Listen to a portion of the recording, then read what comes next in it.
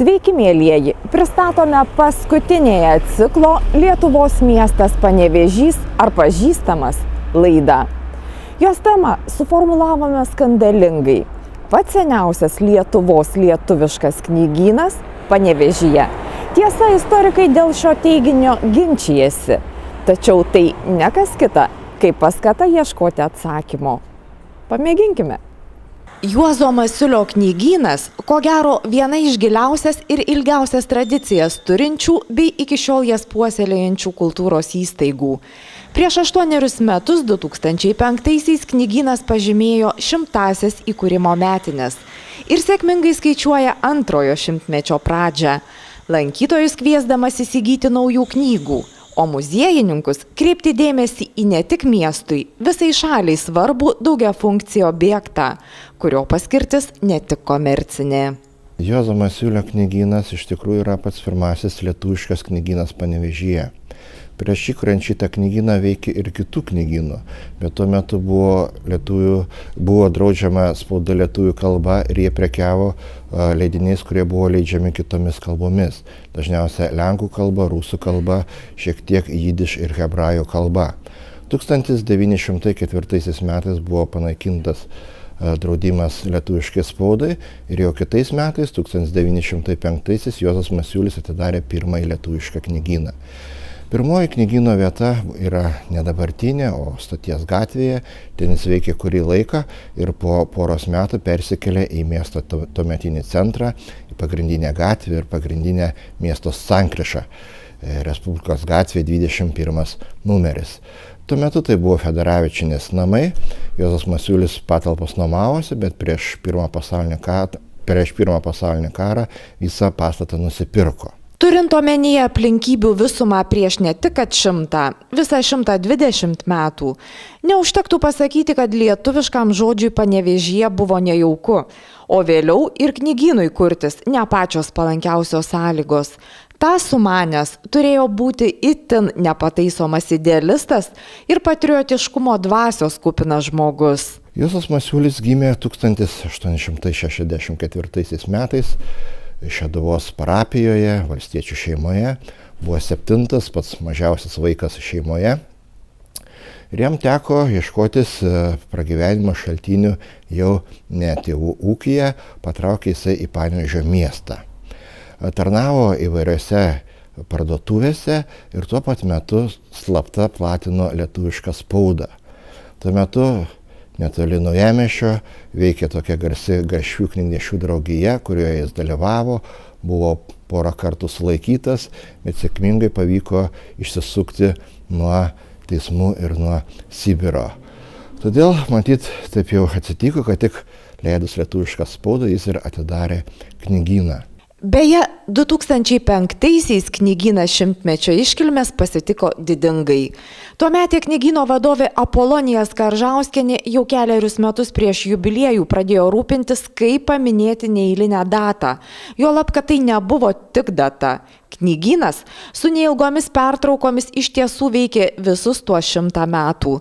Matyt, tąsyk į vieną susivienijo visos palankios sąlygos ir 100-metį knygynas sutiko ne tik panevėžiečiams, Lietuvai pristatydamas muziejininkės Joanos Vigos Čiplytės parašytą knygą Juozas Masiulis, knygnešys ir knygininkas. Nepriklausomybės paskelbime mes atvėrėm tuos savo gražius kultūrinius klodus. Ir be abejo, tada man irgi kaip istorikė, Masiulis, kas jis toks? Aš nieko nežinau. Įsivaizduojat, kaip yra. Ir čia ateina Skaržauskienė į muziejų, sako, 3 metai bus jubiliejus. Ką patartum, kaip muziejininkė, kad tai sakau, tiesiog reikia pagalvoti. Nes toks jubiliejus.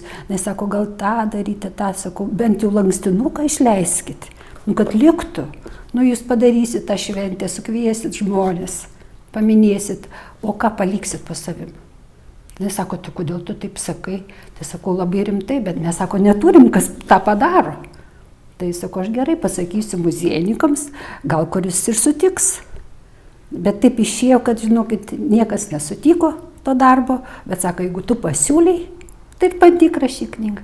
Žinot, su Apolonija Skaržauskienė, va toks buvo pirmas susitarimas. Ne visai su Karolina, nei su nieko.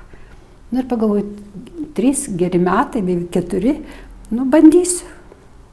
Nu ir ką, ir žinokit, po kropelytę per savo atostogas, savo pinigėliais į Vilnių važiuoti, į archyvus žiūrėti, nes taip viskas įdomu. O paskiau jau teko susipažinti su pačia Karolina Masiulytė, be abejo, jinai sako, aš nieko neturiu. Aš pilnai suprantu, todėl kad ji užaugo Paryžiui. Jinai lietuvių kalbos pamiršo, tik dabar pradėjo jinai tada mokytis, ištekėjus iš lietuvių. Tai kas galėjo jai duoti tų dokumentų, kas galėjo duoti tų visokių žinių apie senelio jo darbą čia Panevėžy. Tai pagalvoju, nu jeigu man skirta, nu kaip išeis taip. Kiek galėsiu, tiek rinksiu. Leidinio Juozas Masiulis, knygnešys ir knygininkas autorė neslepia. Sunku buvę rinkti medžiagą. Ir todėl, kad Juozo Masiulio knygyno veikla knygotyrininkų menkai tyrinėta, ir dėl esminės abejonės, tai kuriais metais tiksliai įkurtas knygynas. Ar ieškojimai baigėsi atradimų džiaugsmu? O taip, nesikuklina muziejininkė. Žinokit, buvo atradimas ir aš jau praėjo 7 metai, aš galvoju, nu va, yra profesorius Žukas, kuris Šlapelių knygyną tyrinėjo ir rado tokį didelį archyvą, kadangi Šlapelienė Marija tokia jinai buvo stropinai sukrovė, sutaupė tuos visus dokumentėlius, raštelius. Sakau, jeigu profesoriui rašyti apie Šlapelių knygyną, o ką man daryti, kad aš nieko neturiu. Na ir žinot, ir buvo toks man užduotis, ar tikrai 1905 metais atidarytas knygynas. Nu pagalvoju, jeigu aš ieškau, aš turiu rasti archyvuose, bibliotekoje, Vilniuje, visur. Ir žinokit, ir ateinu į Vilniaus universitetą, sutinku ten kolegės, jau dažnai lankausi rankraščių skyriui. Sako, žinai ką, Joana, tu nubėk į Mažvydo biblioteką, ten yra, kažkur, sako, aš užtikau, kad yra Masiulis paminėtas. Oi, sako, kaip gerai, lekiu. O sako, o kur žiūrėti? Tai sako, rankraščių skyrius, senus laikraščius tyrinėk. Na ir žinokit, mano laimė, aš tiesiog nudžiugau. Nedėlninio skaitimai, buvo didelis laikraštis ir didžiulė graži reklama. Vienintelis oficialus dokumentas, kad 1905 metais Masiulis šių metų pabaigoje įdėjo skelbimą, kad atidarytas Panevėžy lietuviškas knygynas. Tai tik tai to dėka jau galima tikrai tvirtinti, kad tai yra tikrai, nes į laikraštį be reikalo niekas nieko nededa. Ir skelbimas, ir reikėjo ir mokėti, susirasti redakciją, įdėti pastangų. Bet tai buvo labai nuostabu ir žinokit, kad sužinojo profesorius Žukas, kadangi čia rašo jis irgi savo žodį, tai sako, iš pradžių nepatikėjau, kol nematęs tos reklamos. Sako, ne, tikrai ne. Šlapelių yra 1-6 metais, o čia ne. O kai parodžiau, viskas visiems aišku. Ir tada man taip širdies gera pasidarė, kad aš padariau atradimą tarsi. Bet dėka bibliotekos universiteto rankraščių skyriaus darbuotojai, kurios man davė tą raktą surasti. O kad tą jau suradai, tada jau kažkaip tai atsidarė tos durys. Ir dar kitas buvo labai nustebimas, ką profesorius irgi labai prieštaravo. Žinokit, profesorius kietas. Jis negali, kad iš provincijos moterėlė čia muziejininkė kažką tai jį pralenktų. Aš juokauju, tegu atleidžia profesorius. Ir suradau irgi netikėtai dokumentą, irgi laikraštį, skelbimą, kadangi prasidėjus Pirmam pasauliniam karui, visi, pavyzdžiui, inteligentai, jeigu skaitėt, tikriausiai žinot, jie visi pastraukė į Rusiją. Ir jų tarpe ir Masiuliai. Ką jie ten turėjo, su 2 vaikais įsitraukė. Ir dabar iškyla ir profesoriui Žukui, kadangi jie grįžo į Lietuvą. Tai jis irgi tvirtina visai kitą datą. Istorikė didžiuojasi ir dar vienu atradimu. Pasisekė anot jos patikslinti Masiulių šeimos grįžimo iš Smolensko datą, nes iki tol žinota ir skelbta kėlė abejonių. Todėl vertė ieškoti tikslesnio atsakymo ir jį pavyko rasti. Pasirodo, ten Masiuliai gyveno ne iki 1917, bet iki 18. Grįžus prasidėjo naujas gyvenimas. Nepriklausoma Lietuva, knygyno atkūrimas, reklamos pasirūpinimas. Aišku, ir vaikai jau užaugo, ir dukra ten Belgijoje studijas baigė, irgi padėjo juk tą knygyną. Ir nepaprastai daug rūpinosi žiniasklaida. Tiesiog sklaida. Tai, kad būtų reklama, ką jie prekiauja, ką jie daro. Tai irgi dėka išlikusių.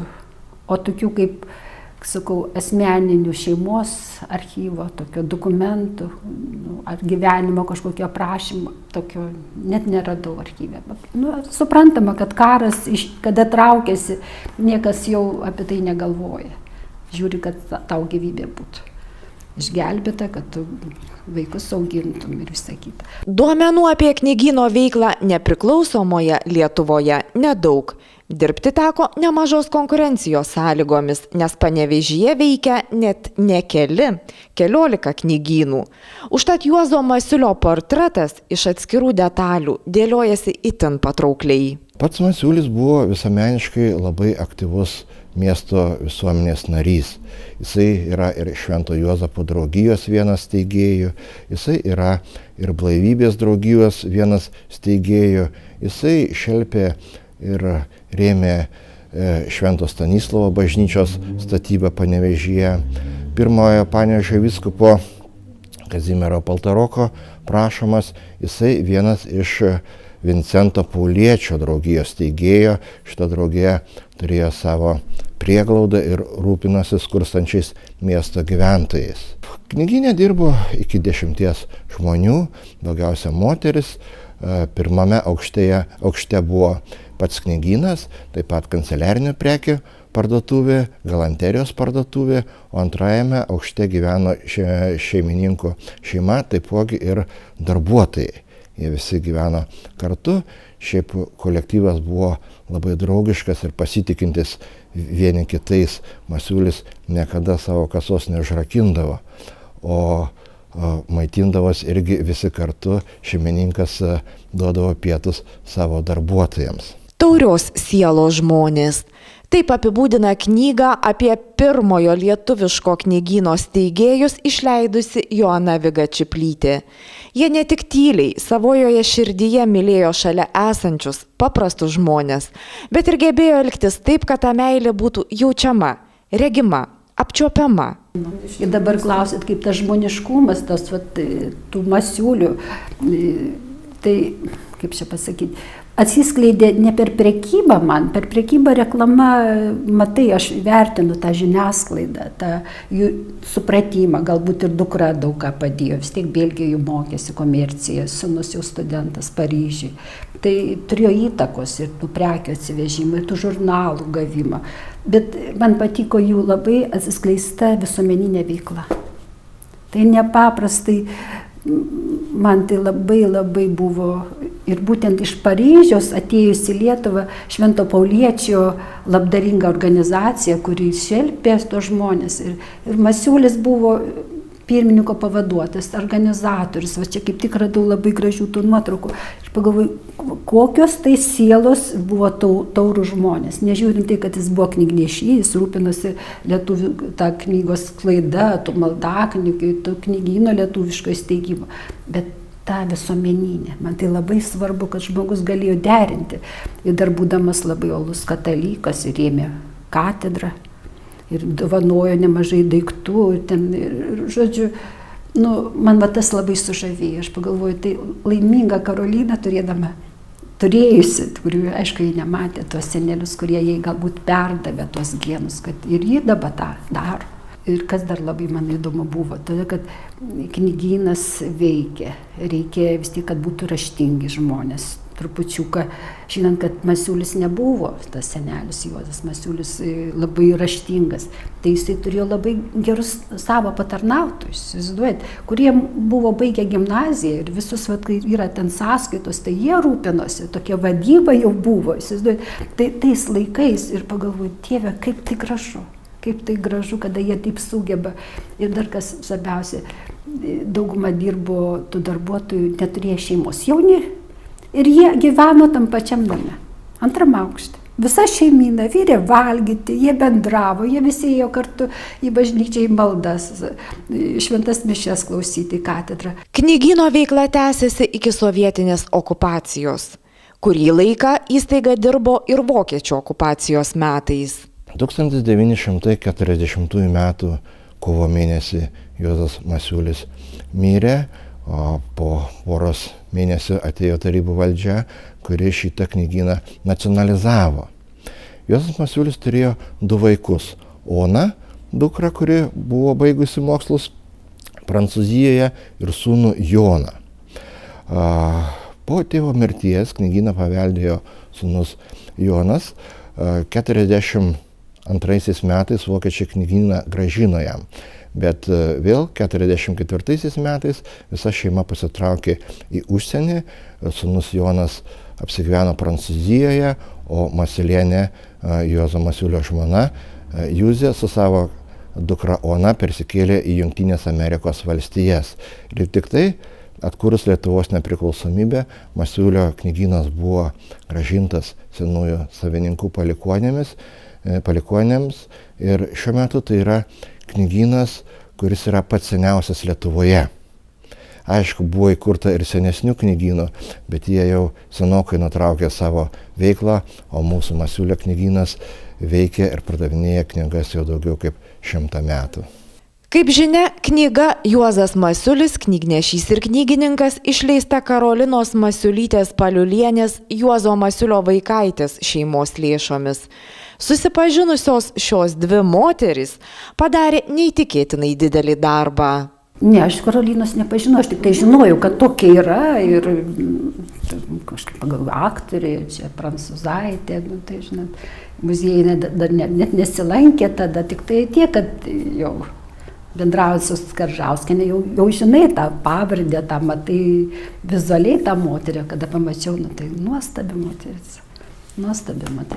Bet sakau, dėl tos knygos rinkimo nieko negalėjau padaryti, tiesiog reikėjo man tą pačiai padaryti, tą kruopelytę atostogas skirti, padaryti, o jos dėka už savo pinigus jie finansavo ir išleido. Aišku, reikia ir Žaros leidyklai dėkoti, kuri, kaip čia pasakius, labai greitai padarė tą knygą ir labai gražiai. Profesorius Domas Kaunas sakė, tai yra pavyzdinė knyga, kaip reikia sumaketuoti. Mes ją pristatėm knygų mugėj. Knygų mugėj pristatėm, tai atvežė dar šlapę garvuojančią viršelį. Taip skubėjo padaryti tą knygą, kad šitoj mugėj jau buvo užsakyta vieta, paskirta salė ir aš turėjau, tiesiog pirmąsyk, kada šitiek žmonių susirenka ir pristatyti pirmąsyk va šitą knygą. Ir sakyčiau, labai gerai pasisekė. Ir tą knygą pristatėm Vilniaus universitete. Pačioj gražiausiai toj salėje, kur yra išdabinta ir visi susirinko profesoriai. Ir aš dabar iš provincijos turiu jom autografus rašyti. Jie klausė, kaip aš čia rašiau, nes jie sako, pirmąsyk tokia knyga. Tai kažkaip, nors ji nedidelė, bet pasirodo. Tai tokį džiaugsmą duoda. Rašant, sako Joana Viga-Čiplytė, jai kaip istorikiai rūpėjo ir dar vienas aspektas – rasti gyvą liudininką, kad praeitis bylotų amžininkų lūpomis. Stebuklas, sako, yra tokia ponia Leliūninė, kuriai jinai invalidė, kojos implantatuotos, dabar sėdi vežimėlėje, 80 metų, bet sako, jinai dirbo. Ir Panevėžy gyvena svarbiausia. Tai kaip nebėgsi pas ją, jinai jau netaip ir prigirdėjo, šiek tiek klausa sutriks, Nu, bet jinai išsaugojo, ten dar tokių kryželių, kadangi dar knygynas ir prekiavo tokiom irgi prekiam. Ir jinai prisimena, dar nuotraukų turėjo. Tai man toks lobis, aš kada pasakiau Karolinai, o yra liudytojai, kuri viską žino. Tai įsivaizduojate, iš Paryžiaus atvažiavo žurnalistai, filmuoti tą močiutę. Nu, ir ji dar įsaugojo podelius, tokios gražius, ten, nu, ir viską atidavė Karolinai. Na, aišku, ir neužilgo mirė. Tai aš pagalvoju, nu, pataikiau surasti liudytojai ir jis save čia, nu, kaip ilgam įsiamžino. Joana Viga-Čiplytė sako, negalinti pasverti, kas svarbiau. Ar atrinkti istorinės datas, ar atkurti gyvą to laikmečio atmosferą, istoriją paversti grožinės literatūros kūriniu. Sunki užduotis, todėl kad aš negaliu sakyti, kad aš esu pateptoji ar čia išrinktoji rašyti tom knygom. Tiesiog aš niekada nerašiau tų knygų. Niekada nerašiau bet susidarė tokia situacija ir tada galvoju, kaip jūs kelit klausimą, kas man dabar svarbiau yra. Tai tie trys kertiniai akmenys, kurie man kaip istorikai buvo labai svarbus. Ar tikrai 1905 metais, tai labai svarbu. Ar yra liudytojas koks vienas, na ir pagal profesorių Žukio, ar tikrai ten jau grįžo į Lietuvą tada ir tada. Ir be abejo, man svarbus asmuo žmogus. Ta šeima, tie vaikai. Ir tada, kaip čia pasakyti, įterpi nemažai ir prie to žmogaus, to laikmečio faktų. Tu turi parinkti, kasgi tada buvo, kaipgi gyveno Panevėžy žmonės, kas ten tada vyko. Kasgi vyko tada 18 iki 40, nes 40 mirė Masiulis. Jis vienas tai nebuvo knygynas, buvo ir daugiau tų knygynų. O ką jie darė, kokia tai buvo konkurencija. Nu ir vis tai tada galvoju, kad čia yra toks, kaip čia pasakyti, ir dokumentinė, ir meninė, ir publicistinė. Galbūt toks tiesiog rinkinys tų minčių, kad kiekvienas gali skaitydamas ir kaip profesorius Žukas arba Domas Kaunas sako, tai čia tinka ir istorikams, literatūros tyrinėtojams, tinka tas, kas domisi reklama, vadyba, jiems irgi jie ras kažką gero. Taip, kad pasidaro toksai mozaika, koliažas. Kad sėstum rašyti knygą, tvirtina istorikė, reikia gerbti. Mylėti savo herojų, ne tik suvokti jo veiklos reikšmę, bet ir didžiuotis, trokšti parodyti žmonėms tą idealą, kokiu gali būti išdrįsęs mąstyti ir gyventi kitaip, ne tik asmeninių interesų paisantis. Ir jausti ne tik herojų, bet tą aplinką, tą laikmetį. Labai papildomai tu turi dėl savęs surinkti, nes jeigu tu nežinosi tos aplinkos, tai, nu kaip dabar, kas buvo prieš 100 metų, dabar galvosiu, kaip dabar. Niekaip neišeina. Reikia įvesti tą kontekstą. Kaipgi tie žmonės, kaip jie gyveno, kaip jie atrodė. Ir kada keletą nuotraukų davė Karolina, o aš žiūriu, nu va šitaip.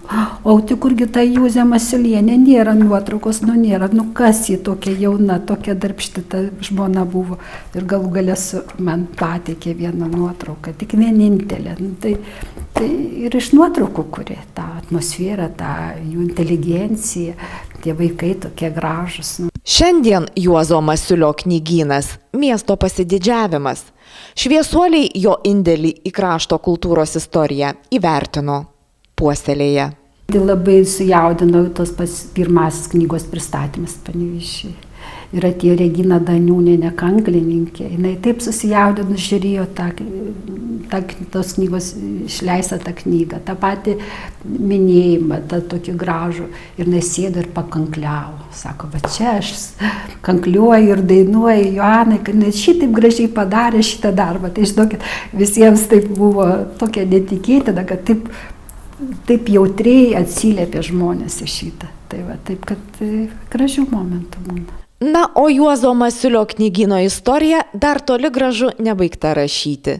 Nuo 1995-ųjų jam vadovauja Karolina Masiulytė Paliulienė ir jos vyras Arūnas Paliulis. Iš Paryžiaus į Lietuvą grįžusi šeima renovavo knygyną. Įsteigė dar vieną jo skyrių Lina bei keletą naujų Vilniuje ir Kaune. Antrą šimtmetį skaičiuojanti idėja Juozo Masiulio knygynas gyva. Dėkojame žiūrėjusiems ir vilėmės, kad pasiūlę temą Lietuvos miestas Panevėžys ar pažįstamas, kai kam priminėme, kai ką sudominome. Ir dabar jau tikrai nebejingai žmogus praeis pro Jono Žitkaus fotoateljė ar pravažiuodamas stabtels prie raudonplyčių cukraus fabriko mūrų. Arba čia pat ant sankryžos 100-metis knygynas jam vers ir pasakos savąją istoriją. Vadinasi, tikrai daugiau pažįstamas tas Lietuvos miestas Panevėžys. Ir gražus, net skambantis vargonų muzika.